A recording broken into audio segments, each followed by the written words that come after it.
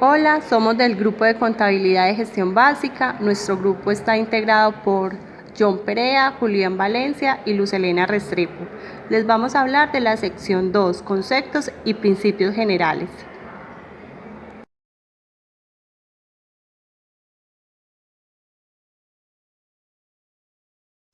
La sección 2 hablamos de conceptos y principios generales. Una de las más importantes es establecer el objetivo de los estados financieros. Si comprendemos bien este objetivo, lo demás es sencillo. El objetivo es proporcionar información que sea útil, no cualquier calidad de información sobre estas tres cosas. La primera sería situación financiera, que es lo que conocemos como el balance general. Segundo, rendimientos, que sería el estado de resultados. Y el tercero, el flujo de efectivo. ¿Para qué información de estas tres áreas? Porque la toma de decisiones económicas tiene que ser útil. De lo contrario, no estamos ofreciendo los estados financieros que esta normatividad se propone entregar al público. ¿Para quiénes se toman estas decisiones económicas? Para una alta gama de usuarios, porque estas entidades no presentan información específica, sino información de propósito general, para unos usuarios que no están en condiciones de exigir información a la medida. El segundo objetivo es mostrar los resultados de la administración llevado a cabo por la gerencia.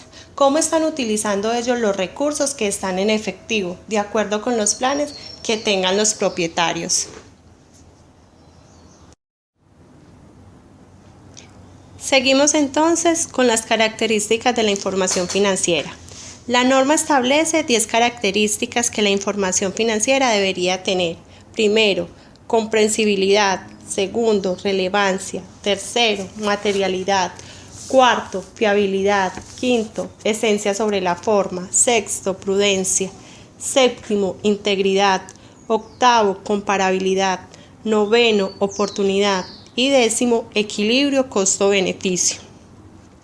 De estas 10 características, dos son las más importantes, que son relevancia y fiabilidad. Si estas dos características están presentes, las demás hacen parte de ellas básicamente. Y si también existiese algún problema en alguna de las otras, puede subsanarse siempre y cuando la información sea relevante y fiable.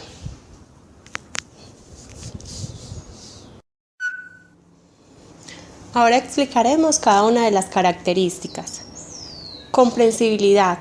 La información proporcionada en los estados financieros debe presentarse de modo que sea comprensible para los usuarios que tienen un conocimiento razonable de las actividades económicas y empresariales de la contabilidad, así como voluntad para estudiar la información con diligencia razonable.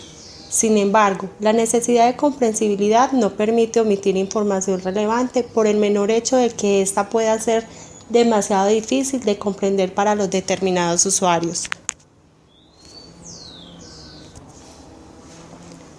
Ya que la clasificación, caracterización y presentación de información de forma clara y concisa hace que ésta sea comprensible. La información que sea difícil de entender deberá presentarse y explicarse con mayor claridad posible. Los usuarios son responsables de estudiar realmente la información financiera presentada con diligencia razonable y no solo demostrar la voluntad de hacerlo. Además, es posible que los usuarios deban recurrir a la ayuda de asesores para comprender aquellos fenómenos económicos que sean particularmente complejos.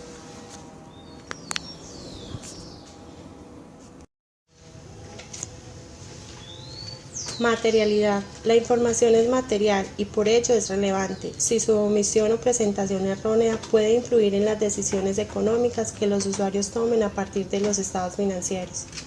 La materialidad. Importancia relativa. Depende de la cuantía de la partida o del error juzgado en las circunstancias particulares de la omisión o de la presentación errónea.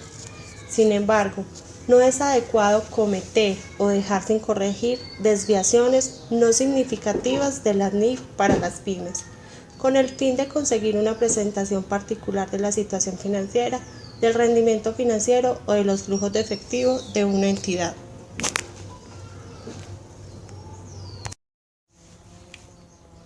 Esencia sobre la forma. Las transacciones y demás sucesos y condiciones deben contabilizarse y presentarse de acuerdo con su esencia y no solamente en consideración a su forma legal. Esto mejora la fiabilidad de los estados financieros. Además, una representación basada en la forma legal que difiera de la esencia económica del fenómeno económico subyacente podría dar lugar a una presentación no fiel. Prudencia. Para hacer una representación fiel, una descripción debe ser neutral, es decir, sin sesgo. La prudencia no permite el sesgo, simplemente exige cierto grado de preocupación al realizar un juicio profesional. Por consiguiente, la gerencia no podrá reflejar de forma deliberada estimaciones conservadoras de activos, pasivos o ingresos. Comparabilidad. Los usuarios deben ser capaces de comparar los estados financieros de una entidad a lo largo del tiempo para identificar las tendencias de su situación financiera y de su rendimiento financiero. Los usuarios también deben ser capaces de comparar los estados financieros de entidades diferentes para evaluar su situación financiera, rendimientos y flujos de efectivo relativos. Por tanto, la medida de presentación de los efectos financieros de transacciones similares y otros sucesos y condiciones deben ser llevadas a cabo de una forma uniforme por todas las entidades, a través del tiempo para esa entidad y también de una forma uniforme entre entidades. Además, los usuarios deben estar informados de las políticas contables empleadas en las preparaciones de los estados financieros, de cualquier cambio habido en dichas políticas y de los efectos de estos cambios.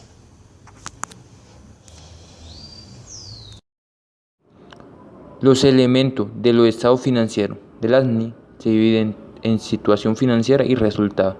En la situación financiera encontramos los activos, pasivos y patrimonio. Y en los de resultado encontramos los ingresos y los gastos. Ahora hablaremos de las definiciones de activo, pasivo y patrimonio. El activo se define como un recurso actual controlado por el ente económico como resultado de eventos pasados, de cuya utilización se espera que fluyan a la empresa beneficio económico futuro. Entre los diferentes tipos de activos tenemos activos corrientes, activo no corriente o activo fijo, activo financiero, activo intangible, activo subyacente, activo funcional, etc. Haremos un breve recuento que es un activo corriente. Se define como activo corriente bienes y derechos adquiridos con la intención de que permanezcan menos de un año, como es el caso de la existencia. Activo no corriente o fijo son aquellos bienes o derechos adquiridos con la intención de que permanezcan en la empresa durante más de un año. Activo financiero. Un activo financiero es el mismo activo intangible materializado a un título o simplemente a la anotación contable, etc. También haremos un breve recuento de qué es un pasivo. Un pasivo es una obligación actual del ente que proviene de hechos pasados en virtud de la cual se espera en el futuro se deberá transferir recursos o promover un servicio a otros entes. Los diferentes tipos de pasivo se agrupan según su exigibilidad, es decir, a su mayor y menor urgencia. Así, existen pasivos a corto o largo plazo. Los pasivos cuyo pago es más urgente producen más tensión sobre el efectivo. También hablaremos del patrimonio, que resulta entre la diferencia entre las mediciones del activo y del pasivo. Mostraremos un poco sobre los elementos del patrimonio, que están conformados por bienes, que son elementos patrimoniales tangibles e intangibles, por ejemplo, edificios, terrenos, dinero, efectivo, etc.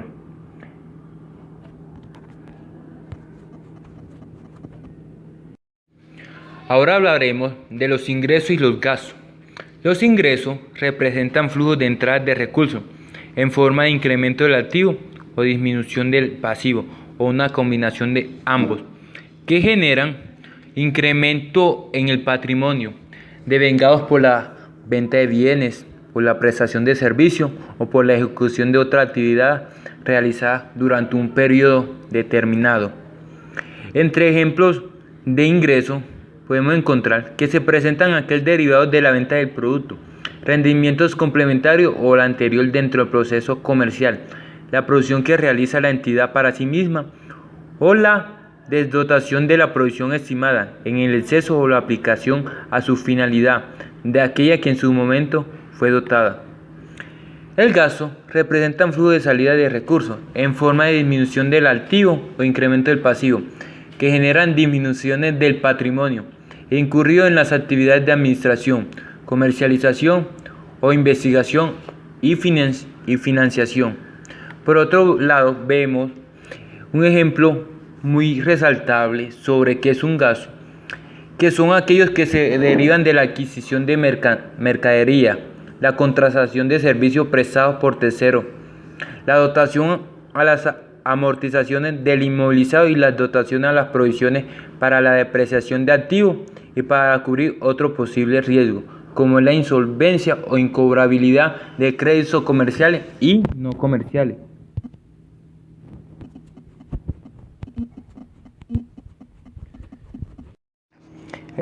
El rendimiento es la relación entre los ingresos y los gastos de una entidad durante un periodo sobre el que se informa.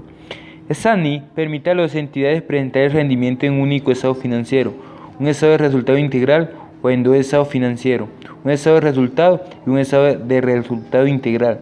El resultado integral total y el resultado se usan a menudo como medidas de rendimiento o como la base de otras medidas, tales como el retorno de la inversión o las ganancias por acciones. La información sobre los rendimientos financieros en una entidad que informa ayuda a los usuarios a conocer la rentabilidad que la entidad ha generado sobre sus recursos económicos. La información sobre la rentabilidad generada la entidad ofrece un indicador de desempeño de la gerencia en el cumplimiento de su responsabilidad respecto al uso eficiente y eficaz de los recursos. También es importante resaltar que la información sobre la variabilidad y los componentes de dicha rentabilidad, sobre todo al evaluar la incertidumbre de los flujos de efectivo futuro. La información sobre el rendimiento financiero basada en una entidad que informa y el desempeño de la gerencia en el cumplimiento de sus responsabilidades suele ser útil a predecir la rentabilidad futura sobre la entidad.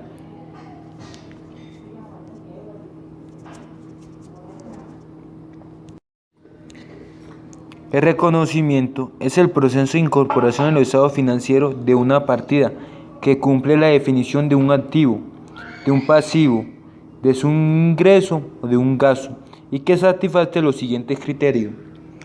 A. Es probable que cualquier beneficio económico futuro asociado con la partida llegue o salga de la entidad. B. La partida tiene un costo o un valor que puede ser medido con fiabilidad. La falta de reconocimiento de una partida que satisface esos criterios no se rectifica mediante la revelación de las políticas contables seguidas, ni tampoco a través de la nota u otro material explicativo según la norma. La medición es el proceso de determinación de los importes monetarios en los que una entidad mide los activos, pasivos, ingresos y gastos en su estado financiero. La medición involucra la selección de una base de medición. Esta NI especifica las bases de medición que una entidad utilizará por muchos tipos de activos, pasivos, ingresos y gastos. En gran medida, las mediciones de la NI se basan en estimaciones, juicios profesionales y modelos, más que en disposiciones exactas. La sección 2 establece los conceptos que subrayen a estimaciones, juicio y modelo. Cuando un activo o un pasivo se mide en relación con los flujos de efectivos futuros, y estos son inciertos, es decir, existe un conjunto de desenlaces posibles, es necesario reducir el conjunto de desenlace posible a una sola medida. Por ejemplo, un valor esperado. El valor esperado de una distribución de desenlace en su medida aritmética, es decir, la suma de los desenlaces ponderados por la probabilidad. Existen dos bases de medición habituales, que son el costo histórico y el valor razonable. Para los activos, el costo histórico es el importe efectivo equivalente al efectivo pagado, o el valor razonable de la contraprestación entregada para adquirir el activo en el momento de su adquisición. Para los pasivos, el costo histórico es el importe de lo recibido en efectivo equivalente al efectivo o el valor razonable de los activos no monetarios recibidos a cambio de la obligación en el momento en que se incurra en ella o en alguna circunstancia. Por ejemplo, impuesto a las ganancias. Los importes de efectivo o equivalente al efectivo que se espera pagar para liquidar el pasivo en el curso normal de los negocios. El costo histórico amortizado es el costo histórico de un activo o un pasivo más o menos la parte de su costo histórico, reconocido anteriormente como un gasto o un ingreso.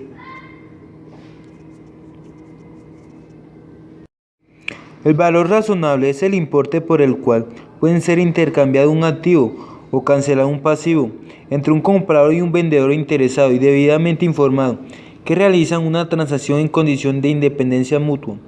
Otros métodos de medición que las NIF para fines exigen o permiten determinados activos y pasivos incluyen el método de la participación para las inversiones asociadas, el precio de venta estimado menos los costos de venta para inventarios deteriorados y el valor en uso para los activos no corrientes deteriorados.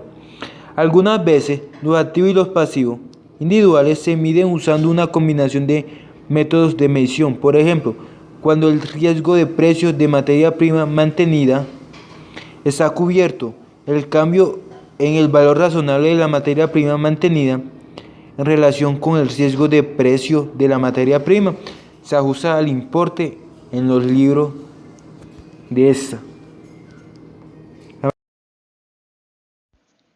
Ahora hablaremos de los principios generales de reconocimiento y medición. Características. Primero, identifica un fenómeno económico que tiene el potencial de ser útil para los usuarios de la información financiera de la entidad que informa. Segundo, identifica el tipo de información sobre el fenómeno que tendrá mayor relevancia si se publicara y representará fielmente. Tercero, determina si dicha información está disponible y si se puede representar fielmente. Si es así, el proceso de satisfacer las características cualitativas fundamentales finaliza en esta instancia. De lo contrario, el proceso se repite con el siguiente tipo de información más relevante. Las características cualitativas más importantes son la relevancia y la fiabilidad, representación fiel.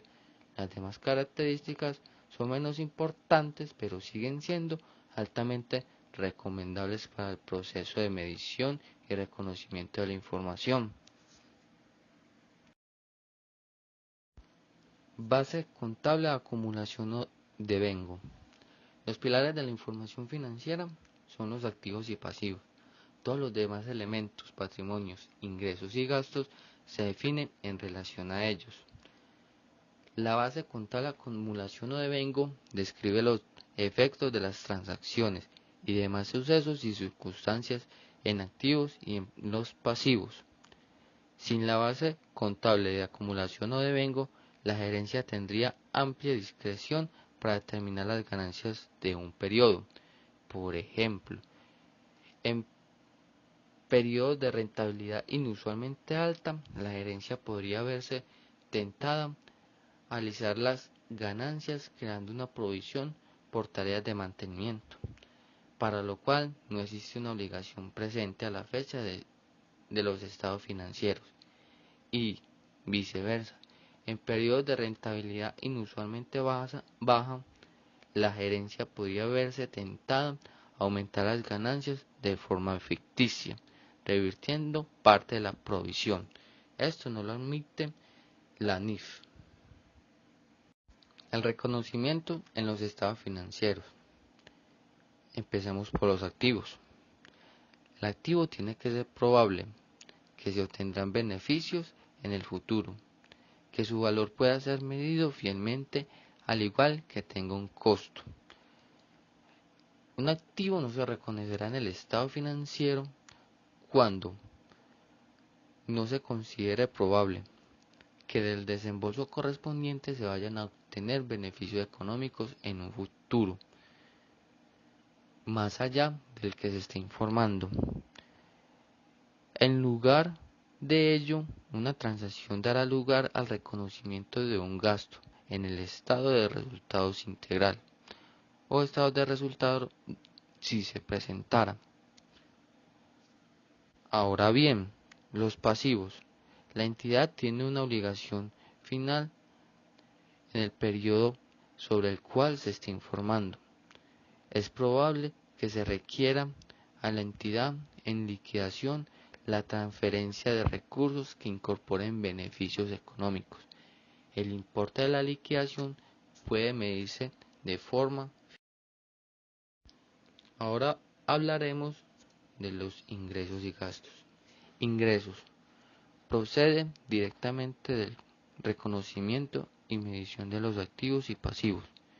Incremento en los beneficios económicos futuros, relacionados con un incremento en un activo o decremento de los pasivos. Los ingresos se reconocerán en el estado de resultados integral o en el estado de resultados si se presentara. Obviamente no hay que dejar pasar que los ingresos tienen que medirse con fiabilidad. Y gastos. Proceden directamente del reconocimiento y la medición de los activos y pasivos. Cuando haya surgido un decremento en los beneficios económicos futuros relacionados con un decremento en un activo o un incremento en un pasivo. Resultado integral, total y resultado. Es la diferencia aritmética entre ingresos y gastos. No es un elemento separado de los estados financieros y no necesita un principio de reconocimiento separado.